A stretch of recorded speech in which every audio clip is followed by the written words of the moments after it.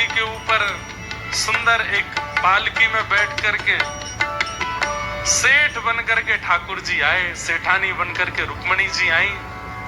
आकर के सीधे नरसिंह मेहता तो नेत्रों से आंसू, ठाकुर जी इशारा किए, बिल्कुल पता नहीं लगना चाहिए किसी को कि मैं कौन हूं, नाटक में रहो। ठाकुर जी ने आकर के तुरंत चरण पकड़े, जय हो हमारे नरसिंह गुरु जी, कैसे हो आप? नरसिंह मेहता बोले बस सब कृपा है ठाकुर जी की। नरसिंह मेहता जी की पत्नी बोली कौन है? नरसिंह मेहता कुछ बताते, इतने में ठाकुर जी बोल पड़े, अरे गुरु माँ प्रणाम, ये नरसिंह जी कथा सुनाने आए थे, मैंने मेरी सेठानी जी ने कथा सुनी और महाराज ऐसे हम तो इनके मुरीद हो गए, क्या बताएं, तब से हमारी सेठानी तो पीछे पड़ी, दर्शन करा लाओ, दर्शन करा लाओ, दर्शन करा लाओ। हमको पता चली कि नरसिंह जी के लाला का ब्याह है और ब्याह में बारात जानी है। तो सेठानी जी बोली हम यहाँ खाली बैठे क्या करें, जाएंगे गुरुजी और गुरु माँ का हाथ बटाएंगे और पूरे ब्याह को सजाएंगे। हम तो यहाँ पर सब सेवा के लिए आए हैं, ये पूरा नगर हमारा आया है, आप तो बस आज्ञा करो क्या सेवा करनी है। नरसिंह जी तो महाराज एक कोने में बैठे बैठे रोने लगे। ठाकुर जी बोले रोने से काम नहीं, जब बेटे का ब्याह है रो रहे हो? ठाकुर जी आप ही संभालो, मैं तो मुझे बस रोन दो, आप क्यों इतनी कृपा करते हो? ठाकुर जी बोले बातचीत सब बाद में करेंगे, तुम जाओ मंदिर में जाके भजन करो, हम कर रहे हैं सब काम। रुक्मणी जी को भेज दिया, तुम घर के भीतर के काम संभालो। और ठाकुर जी स्वयं बाहर महाराज फेंटा कस करके हलवाइयों को बुलाया, भट्टी लगाओ, तैयारी करो, मेवा बनाओ, पकवान बनाओ, सुंदर सुंदर सामग्रियां सिद्ध करो, तैयार करो। यहाँ रुक्मणी जी भीतर ढोलकी लेकर के बैठ गई, बन्ना बन्नी गीत गाने लगी। नरसिंह मेहता जी के बेटे का ब्याह है। अब तो महाराज जूनागढ़ के लोग जो नरसिंह जी के घर जा भी नहीं रहे थे, वो हाथी घोड़ा देखने के लिए गए और लोगों की शक्ल देख करके, ऐसे राजशाही पोशाक देख करके और बाहर से झांक के नरसिंह जी के घर में देख रहे हैं। और जूनागढ़ के लोग नरसिंह जी की पत्नी से कह रहे हैं हम भी आ जाएं भीतर। अरे आओ आओ, क्यों नहीं आओगे? देखते ही देखते पूरा जूनागढ़ पहुंच गया। नरसिंह जी केवल रोए जा रहे हैं, जिन्होंने मुझे कभी अपना नहीं माना, आज वो सब मेरे गले में गलवैयां दे रहे हैं, सब मेरे घर में आके कीर्तन कर रहे हैं, सब आकर के इतना उत्साह वर्धन कर रहे हैं।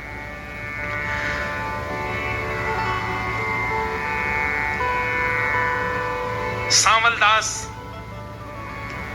ठाकुर जी ने ढूंढा कहां है सामलदास, दूल्हा कहां है? पता चली वो भी दूसरे मंदिर में कहीं रो रहा है। ठाकुर जी गए, ए भाई श्यामलदास काय को रो रहे हो? आप कौन? बोले हम तुम्हारे पिताजी के श्रोता हैं। अच्छा चलो आओ, तुम्हारा ब्याह है, घोड़ी पे बैठना। मेरा तो मन नहीं, पिताजी ने क्यों? अबे मन तो किसी का नहीं होता, लेकिन करना तो पड़ता है, चलो। ठाकुर जी लेकर के गए। ठाकुर जी ने श्यामलदास को नवाया, संग में अपने सब सखा लगाए द्वारिका के, सुंदर इत्र लगाया, धोती अपने हाथ से पहनाई, दुल्हा को तैयार कर रहे हैं, सुंदर पोशाक पहनाई, तिलक स्वरूप पत्रावली ठाकुर जी अपने हाथ से श्यामलदास के पत्रावली कर रहे हैं, सिर पर बाग पहनाई, सिरपेज पहनाया, जैसे ही एक मोर पिछ लगाया, आहा ऐसा लगा कि ठाकुर जी के पुत्र अनिरुद्ध हों, इतना सुंदर। ठाकुर जी बोले मैं दिखा तो दूं जरा उस मेहता को, मेरे नरसिंह के लिए कह रहा है कि वो ताल कूटा मेरी बेटी से अपने बेटे का ब्याह करे। अब देख तेरी बेटी फीकी लगेगी मेरे नरसिंह के बेटे के आगे। अब देखो कैसी बारात, सुंदर घोड़ी लेकर के आए। महाराज नाल नहीं थी, घोड़ों के पैरों में नाल होती है ना, नाल की जगह सोने मड़े हुए हैं। श्यामलदास जी का पुत्र बैठाया गया और महाराज हाथी घोड़ा लेकर के बैंड बाजे सब बज रहे हैं। बैंड बाजे कौन बजा रहे हैं? इंद्र बजा रहे हैं। इंद्र कहीं पर कोई करताल बजा रहे हैं, नारद जी वीणा बजा रहे हैं, सरस्वती जी वीणा बजा रही हैं। सब रूप बदल बदल करके आए हैं और ऐसी बारात की महाराज देखते बनती है। यहां वो ब्राह्मण बोला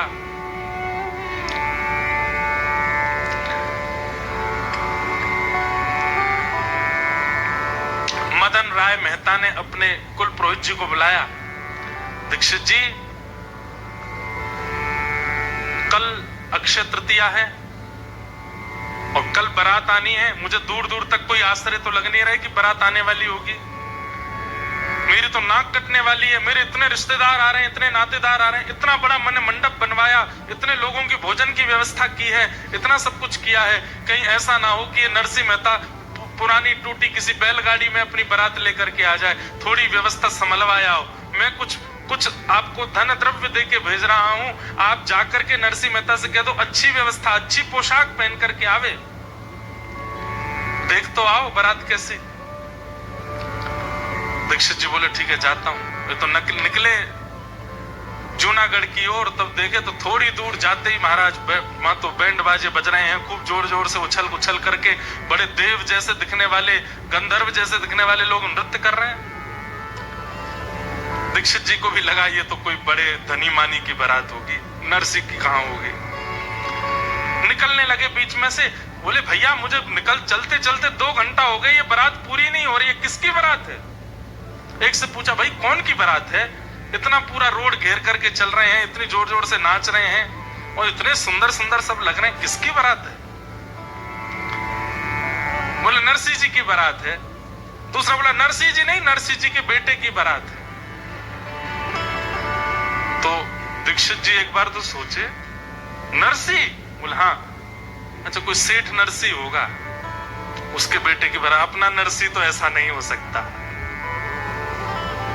उसके तो बेटे की घोड़ी ऐसी होगी जैसे बिल्कुल अंतिम क्षण चल रहा हो। श्यामल दास की बारात पूरी होते ही घोड़ी परम पद को प्राप्त होगी, वो तो ऐसी बारात होगी, वो ऐसी कहां हो सकती है? कौन नरसिंह है? कहां का नरसिंह? बोले जूनागढ़ के हैं नरसिंह। जूनागढ़ में एक और कोई होगा नरसिंह। बोले पूरा नाम क्या है? बोले नरसिंह मेहता। बोले नरसिंह मेहता? उसके बेटे का नाम श्यामल दास है क्या? बोले हाँ हाँ वही श्यामल दास। बोले वो तालकूटा नरसिंह मेहता? बोले हाँ हाँ वही जो कीर्तन करते हैं। बोले उसके बेटे की बारात है? बोले हाँ जी हम उसी बारात में आए। बोले तुम क्या लगते हो उनके बेटे के? बोले ये नहीं पता लगते क्या, हम तो बस आए हैं, हम तो बस आए हैं, हमारे सेठ जी ने हमको आज्ञा की कि चलना है तो हम तो बस आए हैं। दीक्षित जी बोले पहले तो लग रहा था कि वहां की व्यवस्था जाके मैं नरसिंह मेहता को बता दूं कि भाई मां इतनी व्यवस्था है, थोड़े उसके हिसाब से आना।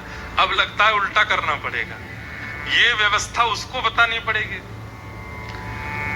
एक पहाड़ी के ऊपर चढ़ के थोड़ी दूर तक तो दीक्षित जी देखते रहे कैसी बारात, और बारात देख करके, घोड़े देख करके, हाथी देख करके, और दूर चले आ रहे नरसिंह मेहता के पुत्र श्यामल दास को देख करके तो दीक्षित जी मोहित हो गए। कितने सुंदर, बिल्कुल ठाकुर जी के पुत्र अनिरुद्ध की तरह लग रहे हैं।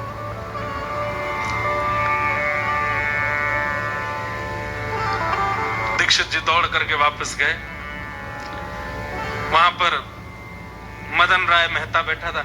हाँ कोई खबर सुध आ रही है? बारात कुछ आप दिया है ना, जो मैंने आपको 10-5 हजार रुपए दिए थे वो दिया है ना उनको वस्त्र खरीदने के लिए? बोले ये पकड़ अपने 10-5 हजार रुपए, और सुन अपना घर बेच दे, अपनी संपत्ति बेच दे, अपने घर के सारे बर्तन बेच दे, सोना चांदी सब दाव पर लगा दे, उसके बाद भी उस बारात में जो घोड़े आ रहे हैं उनको घास नहीं खिला पाएगा। इतनी बड़ी बारात है, घोड़ों को घास नहीं खिला पाएगा, बारातियों को भोजन तो बहुत दूर की बात है। बोले हैं ऐसा? बोले मैं झूठ नहीं बोल रहा हूं। बोलते बोलते नेत्र सजल हो गए। अरे मदन तू बहुत अभिमान करता था, तू बहुत धनवान है, तेरी बेटी ऐसे कुल की, ऐसे कुल की, ऐसी बारात।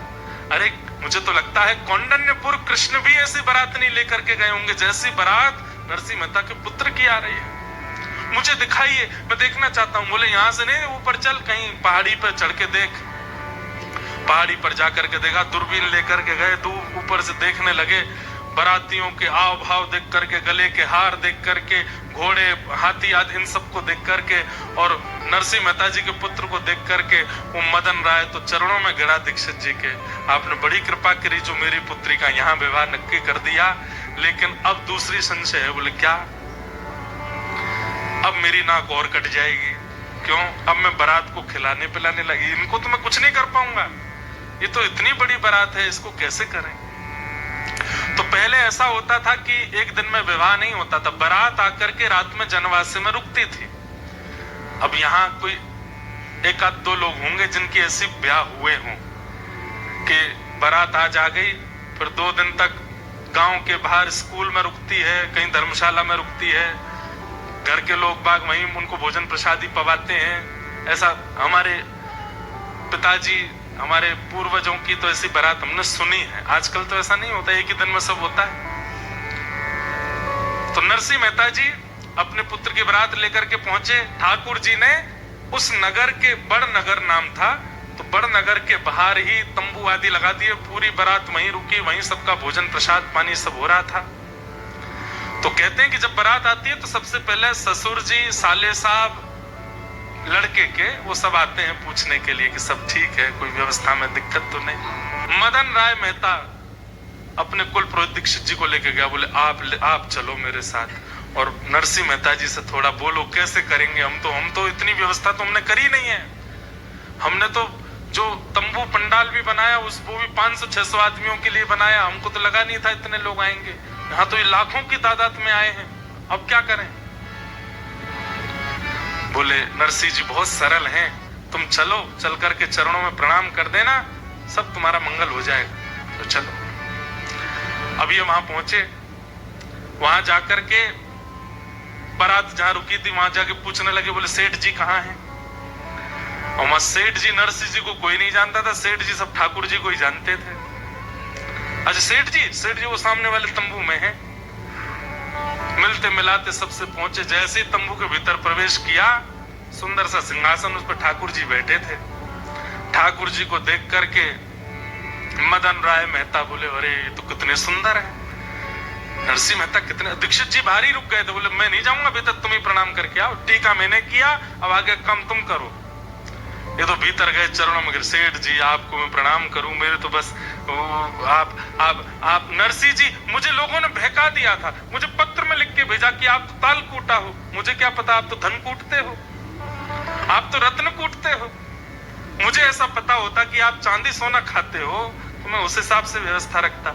मैंने तो व्यवस्था बहुत। ठाकुर जी ने उठा, बोला नहीं नहीं नहीं नहीं नहीं, मैं नरसिंह नहीं हूं, तो मैं तो उनका दास, मैं तो उनका सेवक हूं। मदन राय मेहता बोले तो और मरने हो गए, जब ये सेठ ऐसा है, दास ऐसा है, नरसिंह कैसे होंगे। क्या हुआ, आधी रात में ही मदन राय मेहता अपनी पुत्री को हाथ जोड़ करके, लाली मैं बहुत दुर्भाग्यशाली हूं, मैं तेरा ब्याह नहीं कर पाऊंगा। तेरा जोड़ा रखा है, तेरा सब श्रृंगार रखा है, तेरी माँ है, ये कुल पुरोहित है, सब लोग हैं, पर मैं बहुत ग्लानि में चला गया हूं, मैं इस ब्याह को संपन्न नहीं कर पाऊंगा। बेटी तू अब देख लेना, निर्णय तेरे हाथ में, जो तुझे करना हो। और आधी रात में मदन राय मेहता नगर छोड़ के चले गए। अब यहाँ कुल पुरोहित जी आए रात में और उन्होंने आकर के नरसिंह मेहता जी से कहा, बोले कि एक दिक्कत हो गई। बोले अब क्या दिक्कत हो गई। बोले कि लड़की के पिताजी चले गए। बोले कहाँ।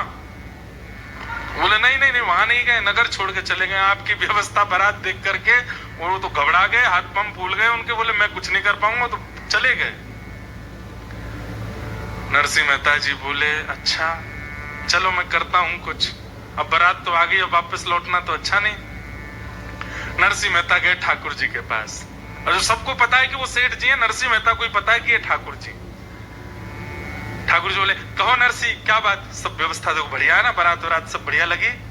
वो तो सब बढ़िया है, लेकिन एक दिक्कत और हो गई है। बोले क्या हो गया। बोले जो लड़की के पिताजी हैं उन्होंने हाथ खड़े कर दिए, व्यवस्था नहीं कर पा रहे, वो तो नगर छोड़ छाड़ के चले गए। बोले अब। बोले अब बारात की व्यवस्था करिए, अब ब्याह भी आप ही कराओ, ब्याह की व्यवस्था भी आप ही करो। जब बारात इतनी मैंने तो कहा नहीं था इतनी लेके आना, अब इतने यदुवंशियों को लेकर के आप आए हो तो व्यवस्था ब्याह की भी आप ही करो।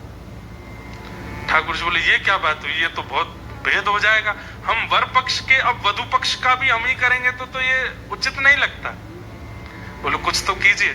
ठाकुर जी बोले हम पे आइडिया है। बोले क्या। तुरंत नेत्र बंद करके बलराम जी को बुलाया, वो दाऊ दादा जल्दी आओ, अकेले नहीं आना, भाभी जी को संग लाना। तुरंत दाऊ दादा आए, वहां से रेवती मैया भी द्वारिका से आई। अब सोचिए ये नरसिंह मेहता के पुत्र का ब्याह है।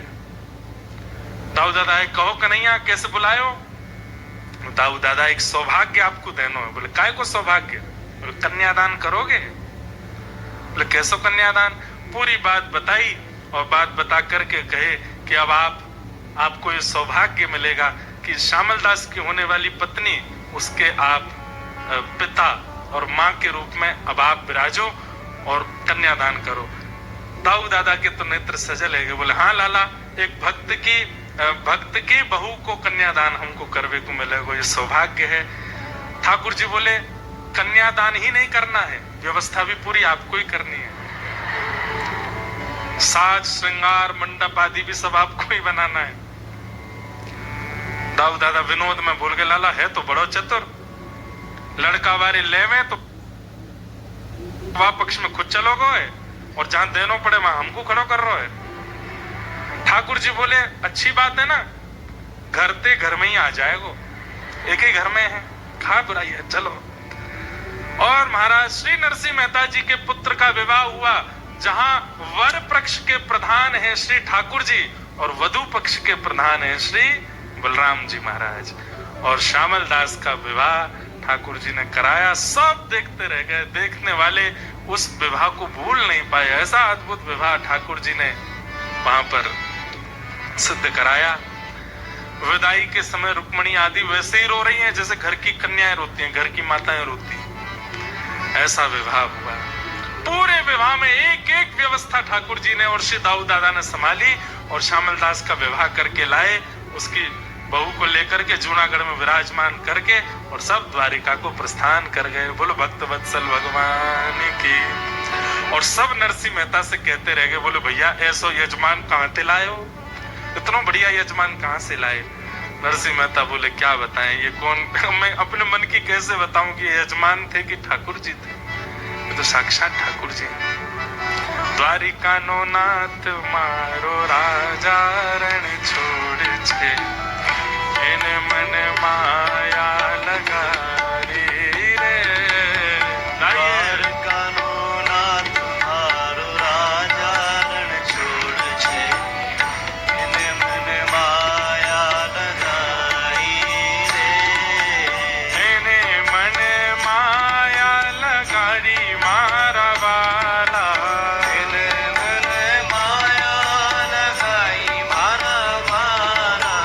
इने मन माया लगारी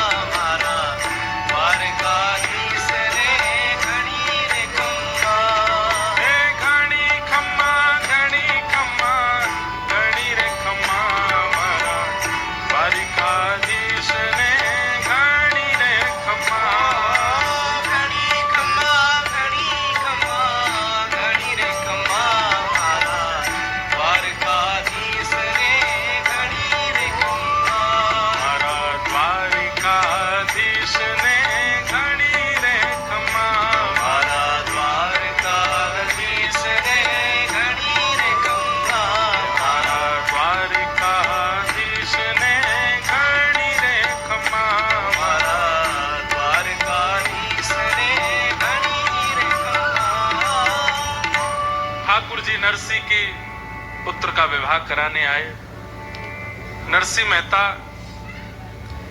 लेकिन पूरे विवाह में नरसी मेहता एक कोने में बैठे रहे और केवल ठाकुर जी को ही देखते रहे और मन में केवल यही विचार करते कि मुझ में ऐसी कौन सी योग्यता है कि ठाकुर जी मुझ पर इतनी कृपा करते हैं। इतना तो मैं लायक नहीं, इतना तो मैं योग्य नहीं जितनी ठाकुर जी मुझ पर अनुग्रह, सेवा, कृपा करते हैं। लेकिन नरसी मेहता इस बात से भी प्रसन्न है कि आज मेरे साथ साथ इतने वैष्णवों को भी ठाकुर जी का दर्शन हो रहा है। भले उन्हें पता नहीं कि ठाकुर जी हैं, पर सबको दर्शन लाभ हो रहा है। इसी से नरसी मेहता बड़े प्रसन्न। नरसी मेहता जी के पुत्र का ब्याह हो गया। अब प्रसंग आता है नरसी मेहता जी की बड़ी पुत्री कुंवरी बाई, जिसको नानी बाई कहते हैं। अब यहां 2-3 कथाएं एक साथ कह दी जाती हैं। कहीं पर उसका भाव ऐसा बताया जाता है कि नरसी मेहता जी की पुत्री का पुत्र हुआ और पुत्र होने पर उसका छोचक जाता है। कितने लोग छोचक जानते हैं कि नहीं पता नहीं, छोचक होता है। अब उसको आप ऐसे समझ लो कि फर्स्ट बर्थडे मान लो, अब यही समझ लो। तो उसमें घर के जो सदस्य हैं, परिवारी जन हैं, वो सब लोग आते हैं। नरसी मेहता जी की पुत्री कुंवरी बाई, उनके सास, ससुर, ननद ये बिल्कुल अच्छे नहीं थे, बहुत उत्पीड़ना करते थे। क्यों?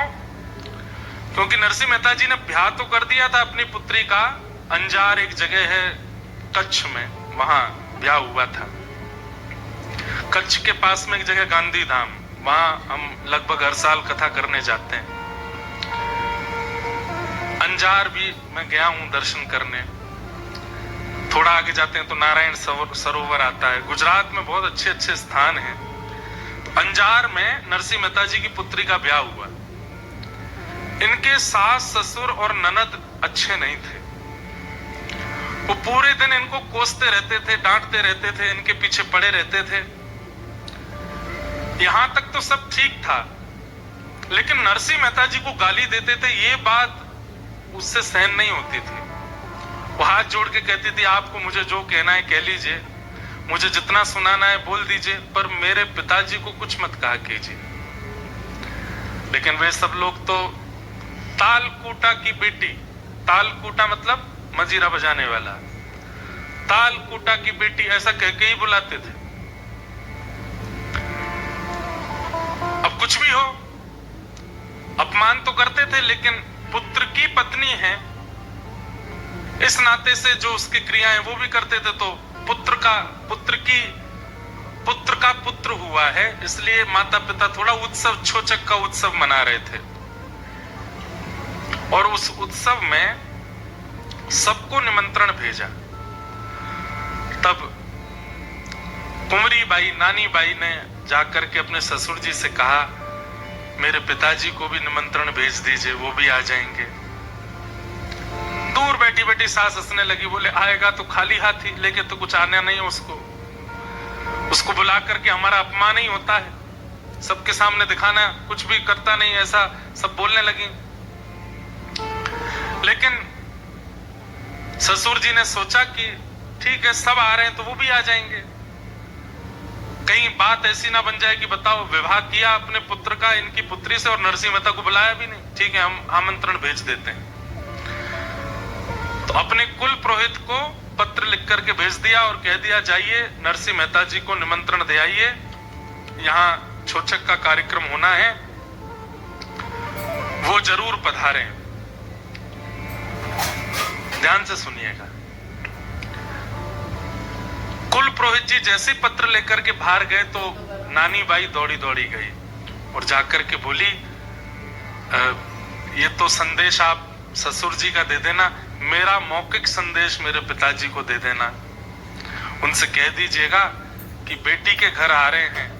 मुझे पता है पिताजी के पास धन संपत्ति कुछ है नहीं ज्यादा, लेकिन फिर भी हो सके तो थोड़ी व्यवस्था करके ले आए, यहाँ देन लेन करेंगे तो उससे मेरा मान बढ़ेगा।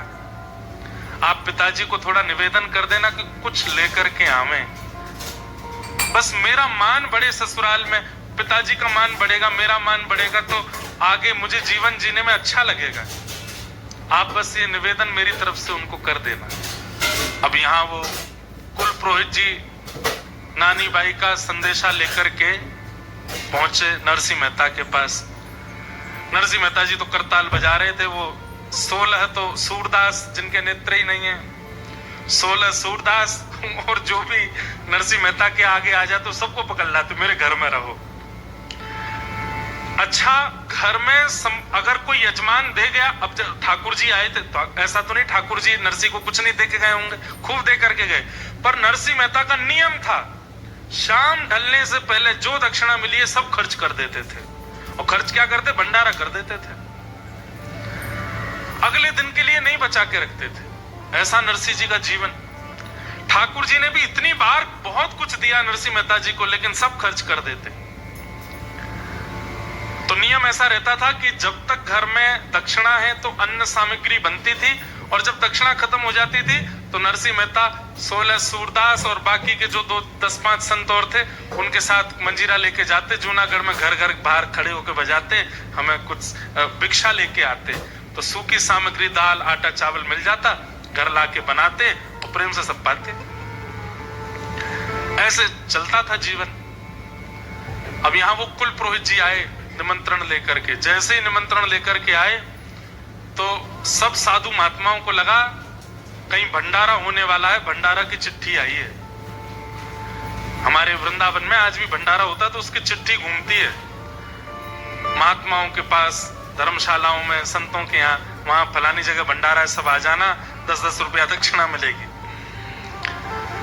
तो सब लोग बड़े प्रसन्न हो गए, बोले ओ भंडारे की चिट्ठी आई है, 2 दिन से तो कुछ पाया नहीं। नरसिंह जी भंडारे की चिट्ठी आई है। नरसिंह जी थोड़े प्रसन्न भी हुए, थोड़े भावुक भी हो गए। हे संत महात्माओं, मैंने कितना बुरा किया ना, आप सबको अपने घर में रख लिया, प्रसाद भी नहीं मिलता इतने प्रेम से। बोले वो तो ठीक है, 2-4 दिन भूखे रहते हैं, पर जब मिलता है तो मिलता चकाचक है।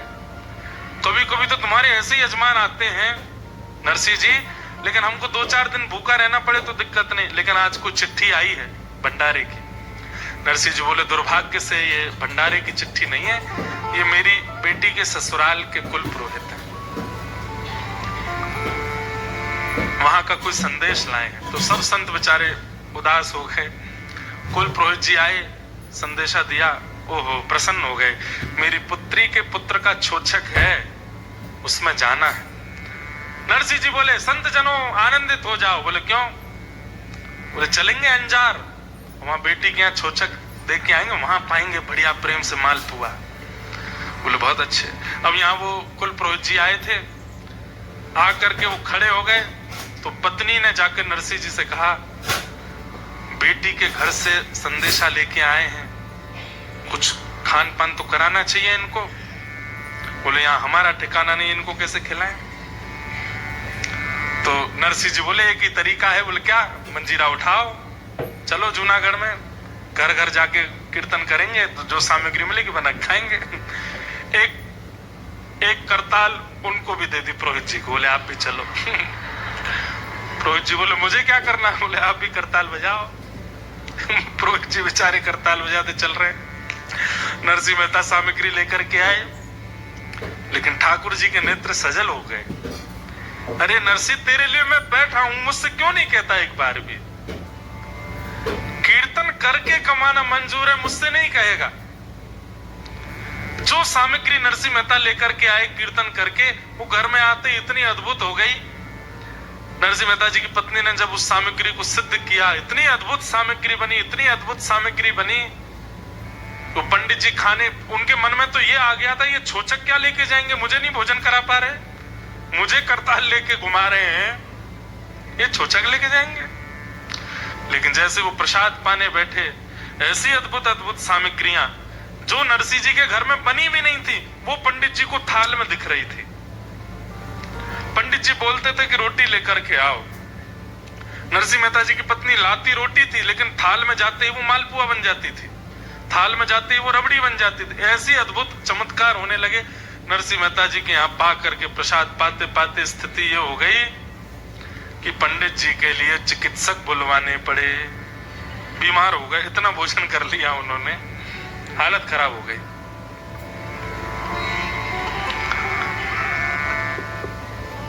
हमारे मथुरा के चतुर्वेदी ब्राह्मण,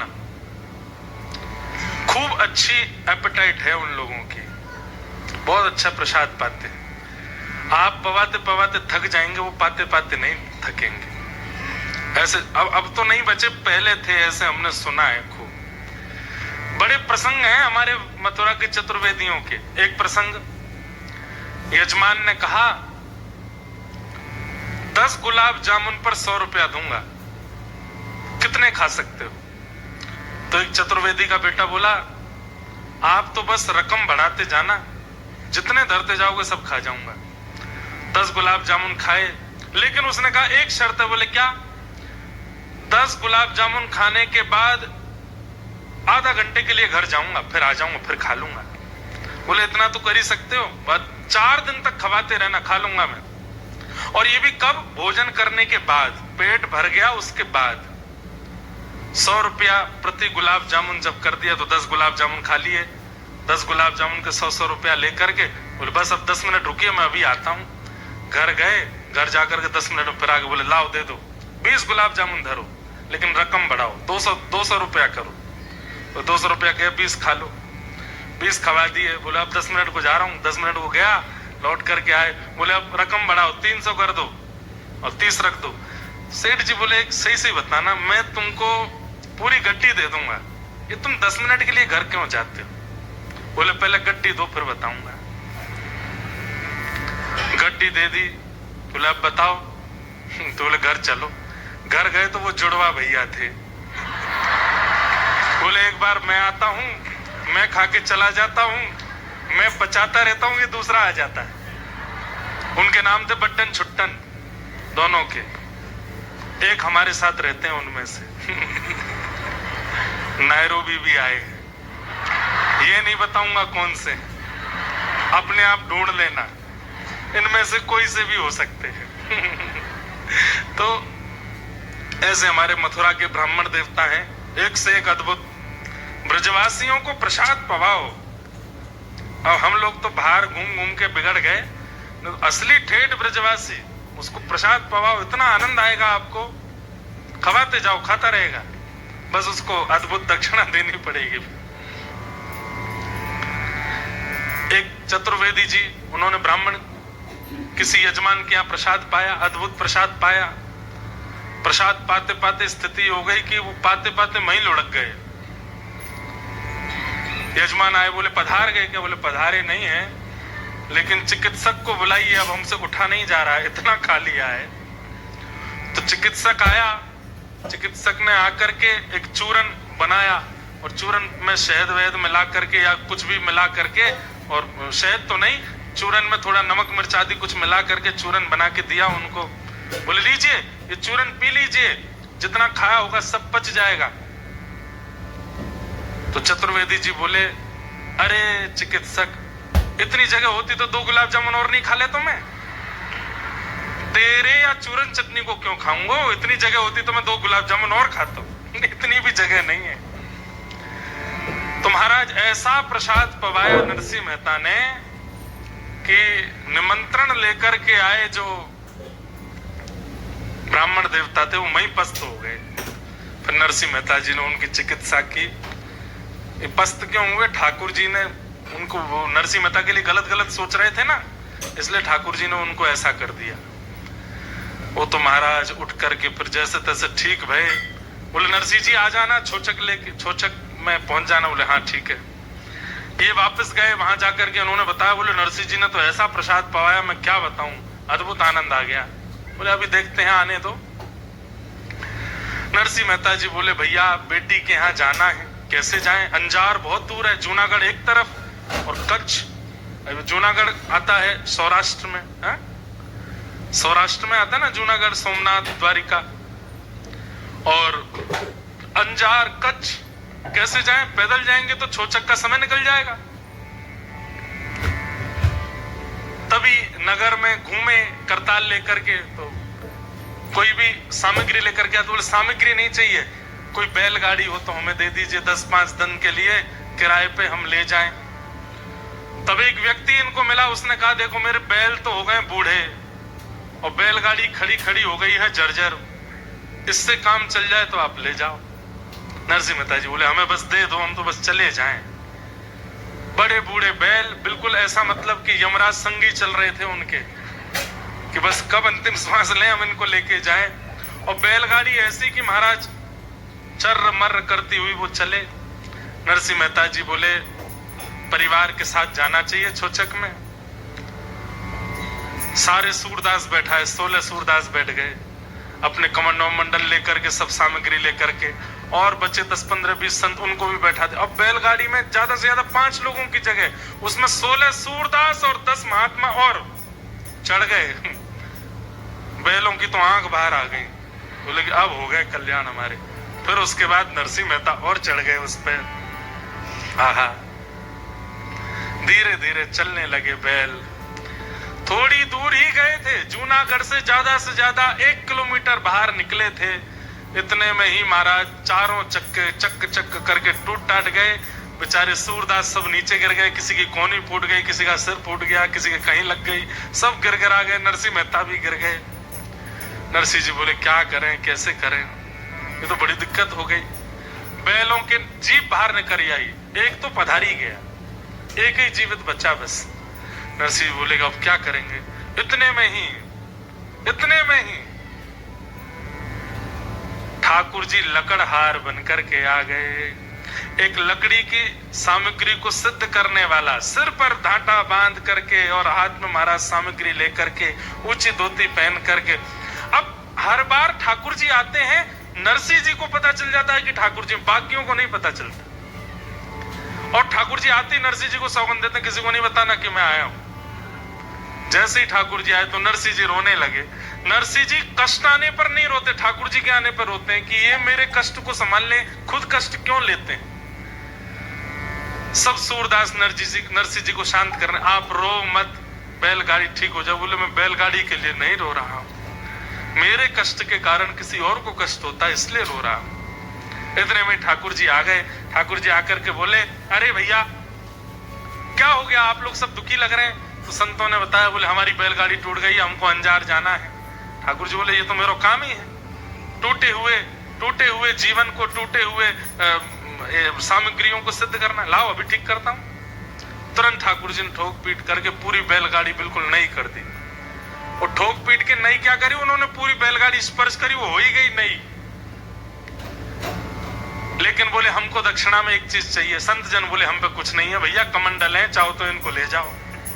बोले नहीं कमंडल नहीं चाहिए हमको।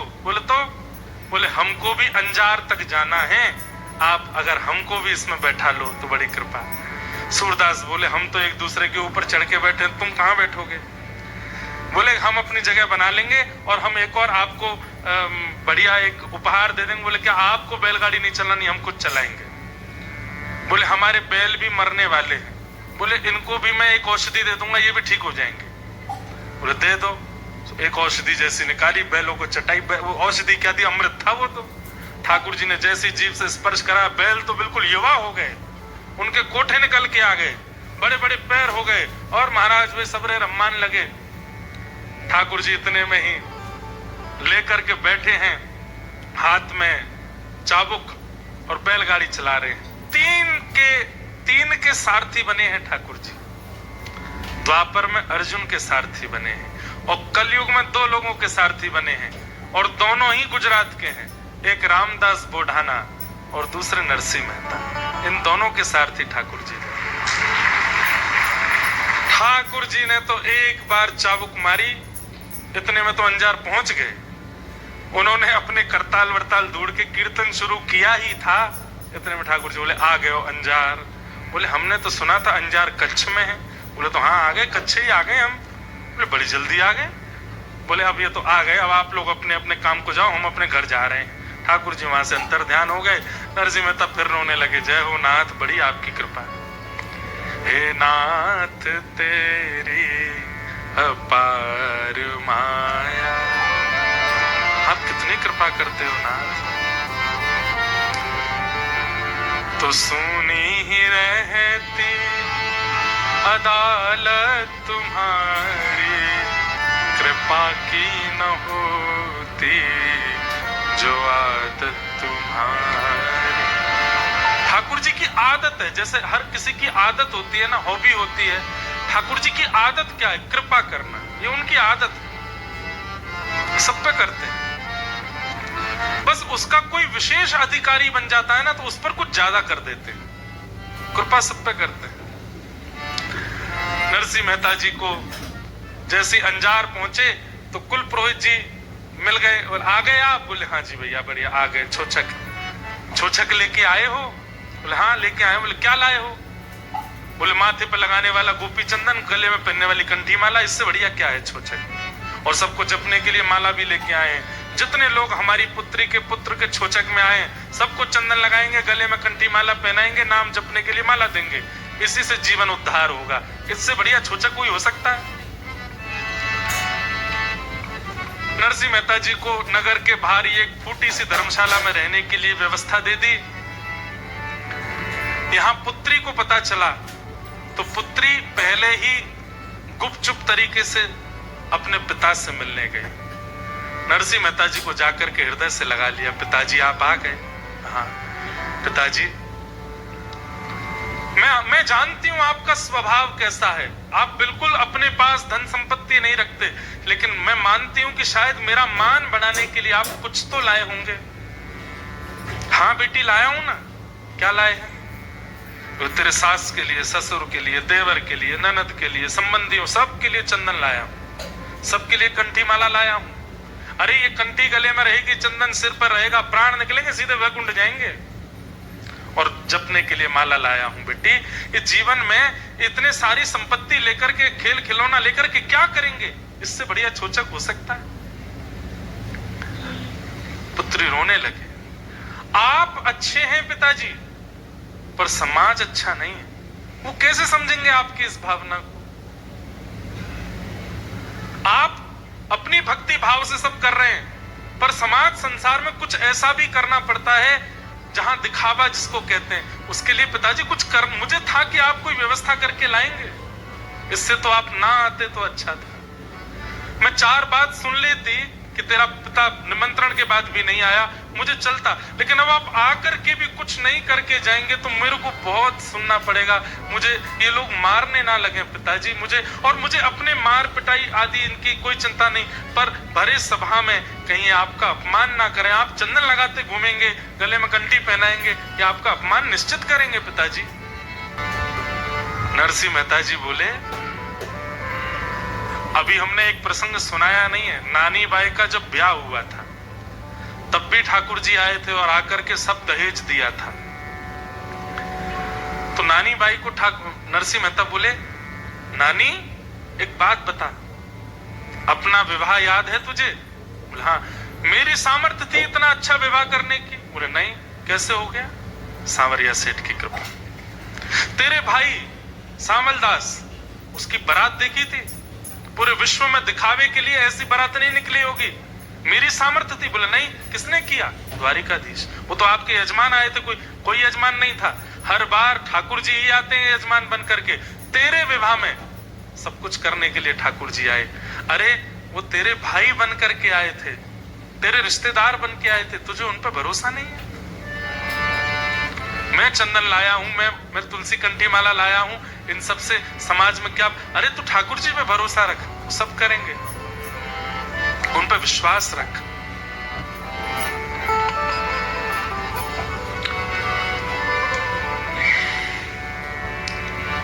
एक बहुत सुंदर पंक्ति मैं गाता हूं कभी कभी कथा में।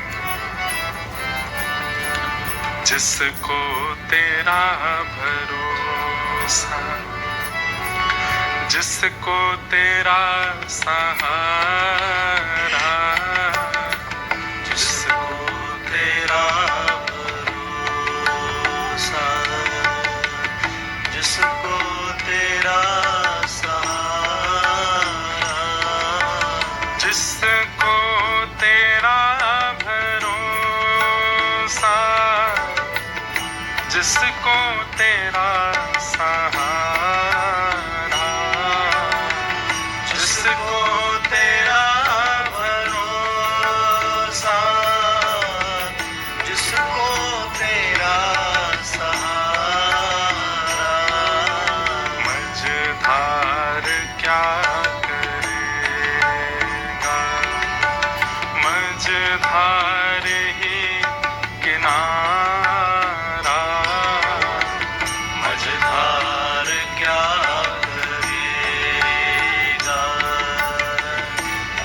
धार ही किनारा। होठों पे नाम तेरा, दिल में उमंग तेरी। होठों पे नाम तेरा, दिल में उमंग तेरी। अलमस्त सा फिरूं मैं, छाई तरंग तेरी। अलमस्त सा फिरूं मैं, छाई तरंग तेरी।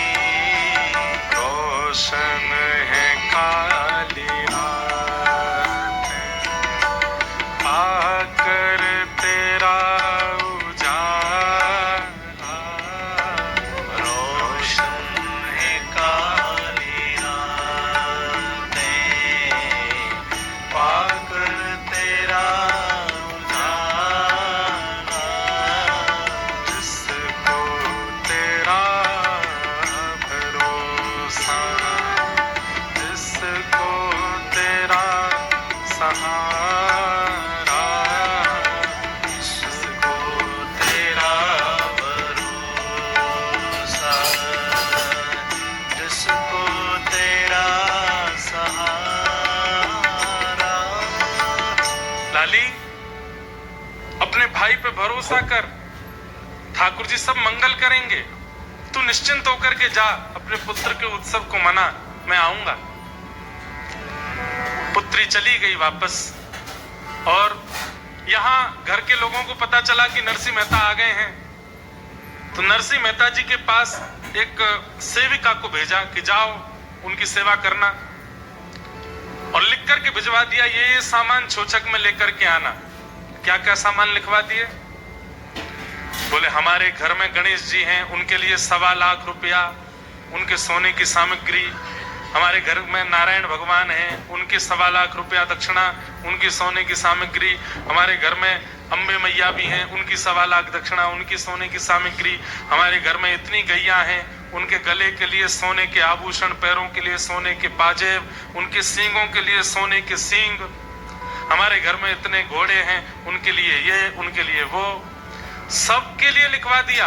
अरे इनकी सास चिड़ में ऐसी आ गई कि आंखों के आगे जो आता है उसी का नाम लिखवाती है, इसके लिए ये लेके आना। हमारे घर में इतने दासी हैं, दास हैं, उनके लिए इतना लाना, ये लाना।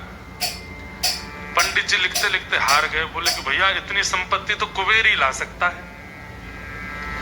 अरे मैया बूढ़ी हो गई हो, क्या लिखवा रही हो? बोले तुम लिखते जाओ बस, अब तो मौका मिला है। नरसी आएगा, पूरे सभा के सामने इसका अपमान करूंगी मैं, ये तो मौका ढूंढ ही रही थी मैं। तो पत्थर लिखो। बोले काहे के पत्थर? बोले एक सोने का, एक चांदी का। बोले पत्थर का क्या करोगी? बोले एक पे बैठूंगी, उस पे बैठ के नाया करूंगी, और चांदी के पत्थर से अपने पैर घिसा करूंगी। पत्थर भी लिखो। नरसिंह मेहता के पास पत्र लेकर के एक दाई मां लेकर के वो पत्र गई। नरसिंह मेहता की भोजन आदि की कोई व्यवस्था उन्होंने करी नहीं थी। गर्म तपता खोलता हुआ पानी लेकर के गई थी स्नान के लिए। नरसिंह मेहता ने स्पर्श किया, बोले तो बहुत गर्म पानी है, सब सूरदास बेचारे जल जाएंगे। उन्होंने कहा आप तो बहुत बड़े भक्त हो ना, मेघ मल्हार राग गा दो, बारिश हो जाएगी। ऐसा कोई राग गाओ, वर्षा का राग, वर्षा ऋतु का राग, अपने आप बादल आ जाएंगे आकाश में, नहा लेना उसी में। नरसिंह मेहता बोले आपकी बड़ी कृपा, आपने याद दिलाया। नरसिंह मेहता ने जैसे ही गाना शुरू किया, बरसन लागे मेघ चबूरिश, जैसे ही आकाश से झरझर करके जल बरसने लगा। नरसिंह मेहता ने जैसे ही गाया, काले काले बादलों ने आकर के महाराज पूरे आकाश को घेर लिया।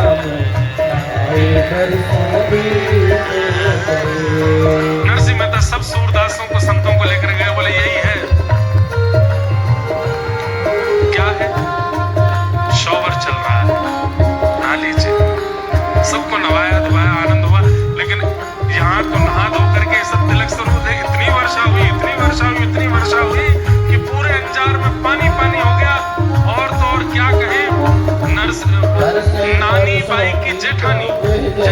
समझते हैं? नानी बाई की जेठानी मतलब उनके पति के बड़े भैया की वाइफ, वो जेठानी उस पानी में डूब के मर और गई।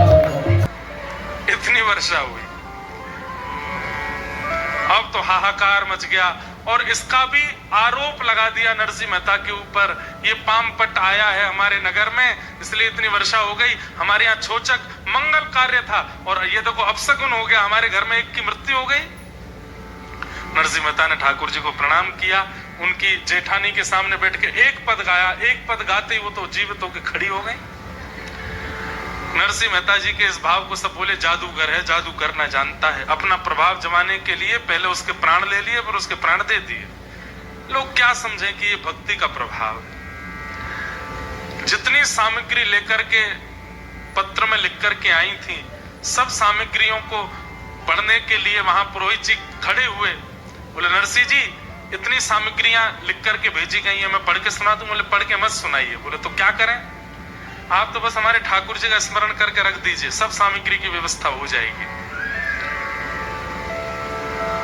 बोले पहले तो वर्षा हुई थी जिसमें पानी गिरा था, एक जेठानी डूब के मरी थी। वर्षा विश्राम होते ही जैसे ही अपमान करना प्रारंभ किया, सभा में कुछ नहीं लेकर के आए, छोचक में खाली हाथ चले आए हो, तभी तवड़ तवड़ तवड़ आवाज होने लगी। बाहर जाकर के देखा 4.5 घंटे तक अंजार में सोने बरसते रहे आकाश से। घरों में लबालब भर गए, लोग बाग लूट लूट के भाग गए। एक परत पूरी सोने की अंजार में बन गई। नरसिंह मेहता ने कहा हमारे ठाकुर जी ने सब व्यवस्था करी है, आपको जितना चाहिए इससे सोना बनाओ, इससे चांदी बनाओ, इससे रत्न करो। यही हमारे ठाकुर जी के द्वारा छोचक है। कहते हैं आज भी अंजार में खुदाई होती है घर बनाने के लिए, तो आज भी नरसिंह मेहता के समय के सोने के कुछ अंश मिल जाते हैं। पूरे अंजार में सोना ही सोना हो गया। ये दृश्य देख करके सास ससुर ननद सब नरसिंह मेहता के आगे नतमस्तक हो गए। हम आपकी भक्ति को पहचान नहीं पाए, हमें क्षमा कर दो। लेकिन अब वो हुआ जो सबसे सुंदर था। क्या? आपकी पुत्री नानी बाई ने अपने पुत्र को, जिसका छोचक था, उसको अपनी सास के गोद में दिया और अपने संपूर्ण परिवार के आगे हाथ जोड़ के कहा मैं आप सबका त्याग करती हूं, अब मैं आपके पास नहीं रह सकती। मेरे ऐसे पिता, ऐसे भक्त पिता मुझे जीवन में प्राप्त हुए हैं। आपको धन संपत्ति चाहिए, पूरा नगर सोने का हो गया, इसी में रहिए, यही निमग्न रहिए। मैं अब अपने पिता के साथ रहूंगी और भगवत प्राप्ति करूंगी, भजन करूंगी। और उसी समय नानी बाई अपना घर छोड़ के पिता के साथ वापस चली गई। वापस लौट करके अपने पिता के पास आ गई और चरणों में आकर के कहा पिताजी अब मुझे अपने शिष्या रूप में स्वीकार कीजिए। मैंने आपको बहुत वाद्य किया कि सामग्री लेकर के मेरे ससुराल आइए। अब पिताजी मैं आपसे एक ही प्रार्थना करती हूँ, उस सांवरिया सेठ जिसका आप नित्य दर्शन करते हो, एक बार मुझे उनका दर्शन करा दीजिए। नरसिंह मेहता जी की छोटी बेटी रत्नाबाई, बड़ी बहन की स्थिति देख करके उसने पिताजी से प्रार्थना की मुझे विवाह नहीं करना, मैं भी आपकी शिष्या बन के रहना चाहती हूँ। नरसिंह मेहता जी ने उनको फोर्स नहीं किया, उन्होंने ब्याह नहीं किया। श्यामल दास की पत्नी है, श्यामल दास, दोनों बहन पत्नी और नरसिंह मेहता जी की पत्नी सब मिलकर के भजन करते हैं, कीर्तन करते हैं, खूब आनंद से रहते हैं। बहुत सुंदर सुंदर चरित्र और हैं नरसिंह मेहता जी के, सबको हम प्रणाम करते हैं। जन्माष्टमी का दिन था और नरसिंह मेहता जागरण में कीर्तन करते थे पूरी रात। आज जन्माष्टमी का दिन है और कहते हैं जो तिथि, जो वार, जो नक्षत्र ठाकुर जी के प्रकट होने पर हुआ था, ठीक वही हजारों साल बाद वही तिथि नक्षत्र आदि सब प्रकट हुआ। जूनागढ़ के पास के गांव में नरसिंह मेहता कीर्तन करने के लिए गए। रात भर कीर्तन किया। कीर्तन करते करते जैसे ही 12 बजे रात्रि के मध्य रात्रि हुई, नरसिंह मेहता खड़े होकर के कीर्तन करने लगे। अपने हाथ में करताल बजाते बजाते घूमना प्रारंभ किया। धीमी गति से फिर थोड़ी तेज गति हुई, थोड़ी और द्रुत गति हुई। नृत्य करते करते करते करते करते जैसे ही सूर्य उदय का समय हुआ, जन्माष्टमी के दिन श्री नरसिंह मेहता ठाकुर जी में विलीन हो गए, भगवान की लीला में ही प्रविष्ट हो गए।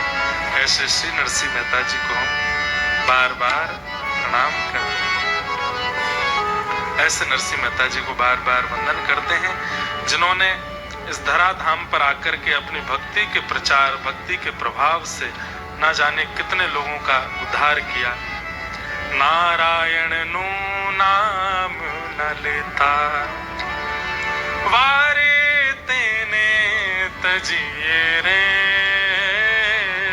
नारायण नु नाम न लेता।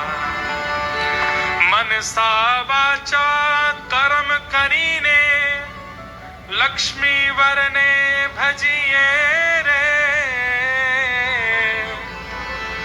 नारायण नु नाम न लेता, वारे तेने तजिए रे, नारायण नु नाम न लेता। नरसिंह मेहता जी का पद है, इसको गा करके हम लोग कथा को विश्राम गए। सब लोग गाओ, मेरे बिना तबला के ही गाओ। नारायण नु नाम न लेता, वारे तेने तजिए रे, नारायण नु नाम, वारे तेने तजिए रे, नारायण नाम। केवल गाइएगा नहीं, मानिएगा भी इस बात को। कुल ने तजिए, कुटुंब ने तजिए, तजिए माने बाप रे, कुल ने तजिए, कुटुंब ने तजिए, तजिए माने बाप, भगनी सुत तारा ने तजिए, भगनी सुत तारा ने तजिए, जेम तज कंचुक सांप रे, नारायण नाम न लेता। जो ठाकुर जी का नाम ना लेता हो, जिसकी जीभ पर भगवान नाम ना आता हो, कथा में बुलाया, आपने कहा कि चलो कथा हो रही है हमारे साथ चलो, और उसने कहा नहीं हमारा मन नहीं है, छोड़ दीजिए उसको, त्याग दो, ब्लॉक कर दो इसी वक्त उसको। फेसबुक, इंस्टाग्राम, व्हाट्सएप सब जगह से खत्म हमारे संबंध। जो ठाकुर जी का नहीं वो हमारा नहीं। भैया देखो, संसार में हम सब लोग आए हैं, अपने अपने कर्म बंधनों में बंध करके आए, लेकिन हम सबकी गति नारायण है, हम सबकी गति हरि है। इसको भूला मत कीजिए। धन कमाइए, संपत्ति कमाइए, वैभव कमाइए, जो चाहिए वो करिए, पर इस बात को भूलिए नहीं कि हमारी अंतिम गति नारायण है, हरि है, कृष्ण है। उनकी प्राप्ति करना हमारा मुख्य उद्देश्य है, और उसमें केवल मैं इतना करूं, मैं उसका त्याग कर दूंगा जो हरि को नहीं बचता। नारायण नाम न लेता। तो नरसिंह मेहता इतने प्रिय हैं ठाकुर जी को। वामन बार भगवान जूनागढ़ आए, अभी हमने तो 4-5 ही सुने हैं। वामन पूरा करने के लिए तो वामन दिन की कथा होगी, पर मैं ये वचन दे के नहीं जा रहा हूं। मैं पिछली बार 5 दिन बोल गया था, तो 5 दिन वामन दिन तो नहीं रुक पाऊंगा मैं नैरोबी में। वैसे ऐसा नहीं है कि यहाँ अच्छा नहीं, बहुत अच्छा लगता है। हम ऑस्ट्रेलिया भी गए हैं, अमेरिका भी गए, कनाडा भी गए, पर विदेश में हमको नैरोबी में जैसी शांति मिली वैसी सब जगह नहीं मिली। सब जगह बहुत अच्छा है। ऑस्ट्रेलिया में तो रिकॉर्ड बना था 13,000 वैष्णव आए कथा में, 13,000 ऑल ओवर ऑस्ट्रेलिया में मिला करके, मतलब सिडनी में 5,000, मेलबर्न में 3,000, कैनबरा में 1,500, सब जगह इतने वैष्णव आए। लेकिन फिर भी एक जो यहाँ के वातावरण में, यहाँ के लोगों में थोड़ी शांति है, वो शांति का अनुभव और जगह, बहुत जगह नहीं हुआ, यहाँ हुआ। इसलिए वामन दिन का भी कभी बनेगा, 10, 15, 20 साल बाद तो करेंगे। बामन दिन करेंगे तो ही 52 बार ठाकुर जी की जूनागढ़ आने की लीला पूरी हो पाएगी। कितनी बार ठाकुर जी जूनागढ़ आए? अभी 3 दिन में हमने कितनी बार ठाकुर जी को प्रकट किया होगा? ज्यादा से ज्यादा 5-6 बार। 52 बार भगवान आए जूनागढ़। कितना प्रेम करते हैं ठाकुर जी नरसी से। कलिकाल में आज से लगभग 50-60 साल पुरानी घटना है। किसी मंच पर नरसी मेहता जी का एक शो हो रहा था। नरसी मेहता जी का चरित्र दिखाया जा रहा था। थिएटर बोलते हैं ना, थिएटर चल रहा था। और वहां पर एक व्यक्ति नरसी मेहता बनकर के करताल हाथ में लेकर के बस ऐसे ही गा रहा था, कृष्ण कृष्ण कहता उद्धव, प्राण मारा जाए रे, कृष्ण कृष्ण करता। ये भी नरसी मेहता जी का पद है। हमारा जाए रे। अभी बड़ोदरा में कथा थी जनवरी में, तब मेरे पास था, मैंने गाया था, अब ढूंढना पड़ेगा। बहुत अच्छा पद है। गा रहे थे मंच पर, और मंच पर गाते गाते वो नरसी मेहता जी के जो पोशाक जिसने पहन रखी थी, नरसी मेहता जी की तरह करताल बजाते बजाते वो उसी भाव से सांवरिया सेठ को पुकार रहा था जैसे पुकारते थे, लेकिन बस उन नरसी मेहता जी की पोशाक में था, भाव नरसी जी जैसा नहीं था। कहते हैं कि उस सभा में जो थिएटर देखने आए थे उनमें सबसे पीछे ठाकुर जी प्रकट हो गए, और प्रकट होकर के नेत्र सजल होकर नरसी को देखने लगे। अरे मेरा नरसी, तू रो क्यों रहा है? मैं आ तो गया यहाँ पे। इतने में ही पर्दा लग गया और वो जो थिएटर था वो विश्राम हो गया। सब उठ के जाने लगे। ठाकुर जी व्याकुल हो गए, मेरा नरसी कहाँ चला गया? अभी तो यहीं खड़ा था, कहाँ चला गया? वो जो नरसी बना था वो बैक स्टेज जाकर के आयोजकों से लड़ रहा था, मेरी 1500 में डील हुई थी, आप 1000 क्यों दे रहे हो? 1500 दो। बात सुनिएगा पूरी। आयोजकों ने उसको 1500 दिए तो बहुत जल्दी में था।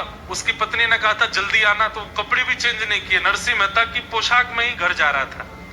ठाकुर जी दौड़ रहे थे थिएटर के बाहर। असली घटना है, कहां है नरसी? तभी दिखा वो जा रहा। आगे आगे वो नरसी का रोल करने वाला व्यक्ति जा रहा था, एक्टर जा रहा था। और तभी उसको चंदन की सुगंधी, नूपुरों की ध्वनि सुनाई देने लगी। उसको लगा मेरे पीछे कोई चल रहा है। पीछे मुड़ करके जैसे देखा, नेत्र सजल हैं, शंख चक्र गदा पद्मधारी द्वारिकाधीश सांवरिया सेठ खड़े हैं, भुजा पसार करके खड़े। अरे मेरे नरसी, तू रो क्यों रहा था? मैं तुझे देखा, तू वहां रो रहा था, चला जल्दी मेरे हृदय से लग जा। वो व्यक्ति दौड़ के हृदय से लग तो गया, पहचान तो गया कि परमात्मा है, पर उसने तुरंत कहा, नाथ मेरा नाम तो ये है, मैं नरसी नहीं हूं, मैं तो केवल उनका अभिनय कर रहा था। ठाकुर जी ने तुरंत दूर किया, अभिनय कर रहा था। और इतना कह के ठाकुर जी अंतर ध्यान हो गए। उस व्यक्ति ने मन में विचार किया, कितना प्रेम करते हैं ठाकुर जी नरसी से कि आज मैं उसका अभिनय कर रहा हूं, उसकी जैसी पोशाक पहन करके, पैसों के लिए ऐसी पोशाक पहन के घूम रहा हूं। ठाकुर जी तब प्रकट हो गए। यदि मैं वास्तव में नरसी जैसा चरित्र जीवन बना लूं तो ठाकुर जी प्रकट नहीं हो जाएंगे? आज भी ठाकुर जी आने को तैयार है, कोई नरसी बने तो सही। नरसी केवल एक ही बात कह रहे हैं, नारायण नाम न लेता, वारे तेने तजिए रे, नारायण नाम न लेता। प्रथम पिता प्रहलादे तजियो, प्रथम पिता ना तजियो हरि नाम रे, ना तजियो हरि नाम। प्रहलाद ने अपने पिता को त्याग दिया लेकिन हरि नाम नहीं त्यागा। भरत शत्रुघ्न तजी जनेता, भरत शत्रुघ्न तजी जनेता, ना तजिया श्री रामा रे, श्री राम रे, नाथ जिया श्री राम रे, नारायण नाम न लेता, नारायण नाम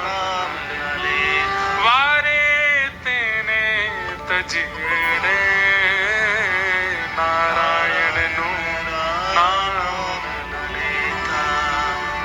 ऋषि पत्नी श्री हरि काजे, ऋषि पत्नी श्री हरि काजे, सर्व तजीने चाली रे, सर्व तजीने चाली रे।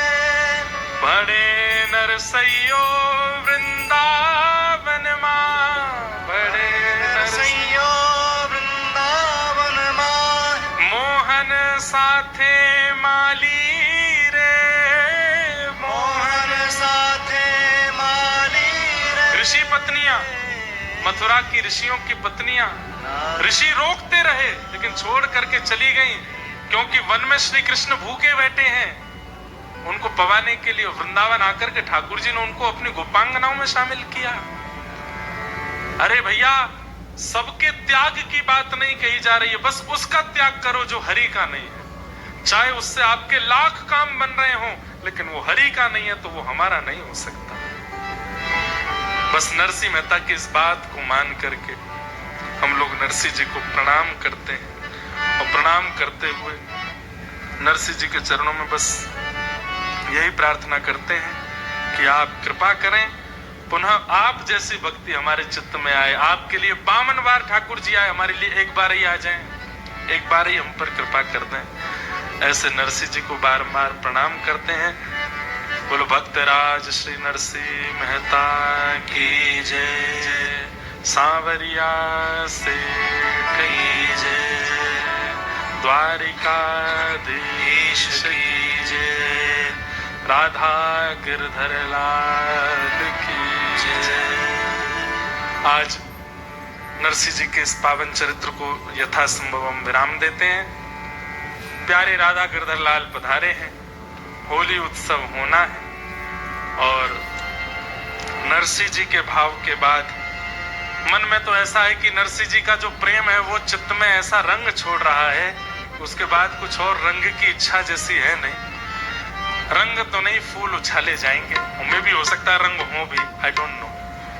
आप लोग अपना ध्यान रखना, लेकिन होली के पद हम गाएंगे प्रेम और भाव से। आप सब लोग नृत्य कीजिएगा, आनंद कीजिएगा, और उसके बाद सब लोग प्रस्थान करेंगे, प्रसाद पाएंगे। अगले वर्ष में भी हम दोबारा फिर मिलेंगे। सबको बहुत बहुत प्रणाम करते हैं। सबको जय श्री कृष्ण, जय श्री कृष्ण, जय सिया राम, जय सिया राम, जय श्रीमन नारायण, जय श्रीमन नारायण। अगली बार वर्षा होगी, पंडाल बनवाइएगा, लेकिन नीचे इतने बड़े बड़े रैंप बनवा देना, या फिर लोगों के लिए बैठने के लिए सीट नहीं, नौका की व्यवस्था रखना। तैरते तैरते सब कथा सुन लेंगे। ठाकुर जी की देखो मर्जी, देख लो। हमारी कथा जब शुरू होनी तभी वर्षा हुई, यहाँ शुरू होती, अब नहीं हो रही है वर्षा। अब ठीक है मौसम, बिल्कुल चकाचक खेलते हैं ठाकुर जी। अब ब्रज में हमको जाना पड़ेगा, क्योंकि ब्रज में ही है होली के भाव। तो आप सब लोगों से प्रार्थना, लज्जा शर्म भूल करके नृत्य कीजिएगा। ब्रज की होली है, खूब भाव से नृत्य कीजिएगा, खूब प्रेम से नाचिएगा, गाइएगा। हो रसिया को, हो रसिया को मोहल्ला न्यारो री, रसिया को, रसिया को मोहल्ला न्यारो री, रसिया को, हाँ रसिया को मोहल्ला न्यारो री, रसिया को, ओ रसिया को मोहल्ला न्यारो री, रसिया को। अरे हारे रसिया को, अरे हमें रसिया को। जब हम कहेंगे हारे रसिया को, आपको कहना हम्बे रसिया को। ऊंचे स्वर में बोलो, हारे रसिया को, हम्बे रसिया को। अरे हारे रसिया को, हम्बे रसिया को। मोहल्ला न्यारो री, रसिया को, रहो रसिया को मोहल्ला न्यारो री, रसिया को, ओ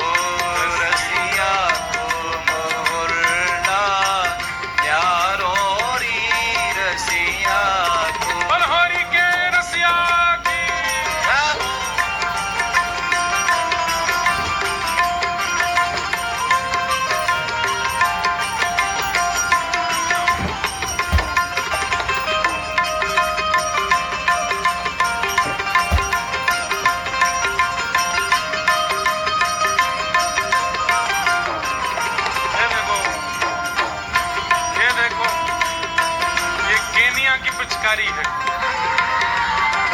अफ्रीकन पिचकारी है। बच्चों के तो जैसे देखो वो भैया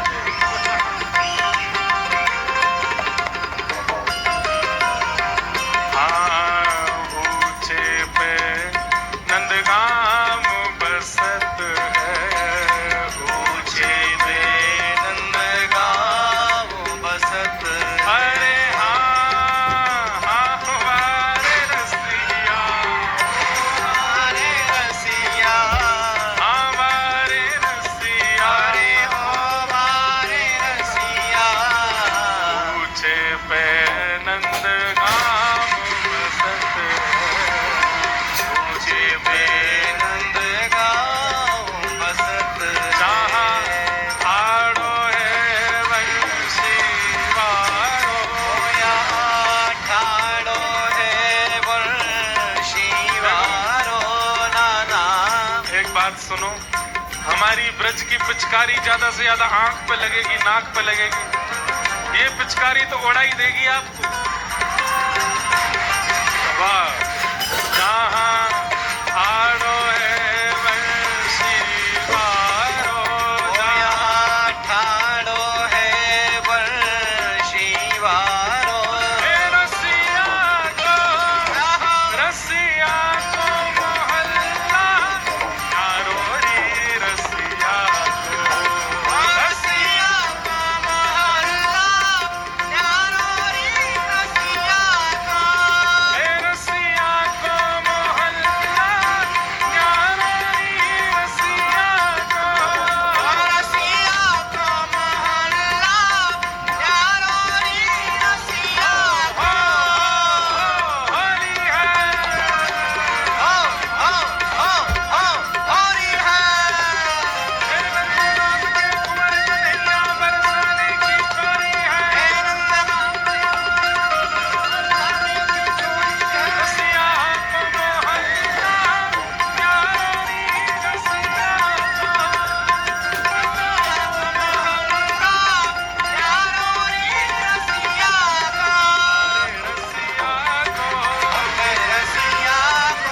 हारे रसिया को, हारे रसिया को, हारे रसिया को, अरे हारे रसिया को, मोहल्ला न्यारो रे रसिया, रसिया को मोहल्ला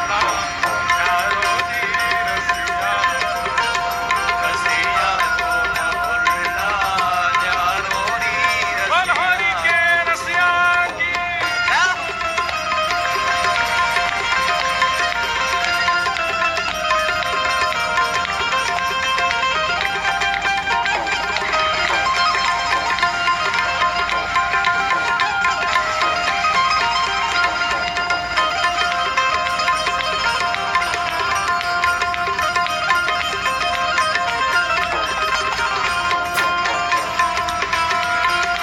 राधा गिरधरलाल की।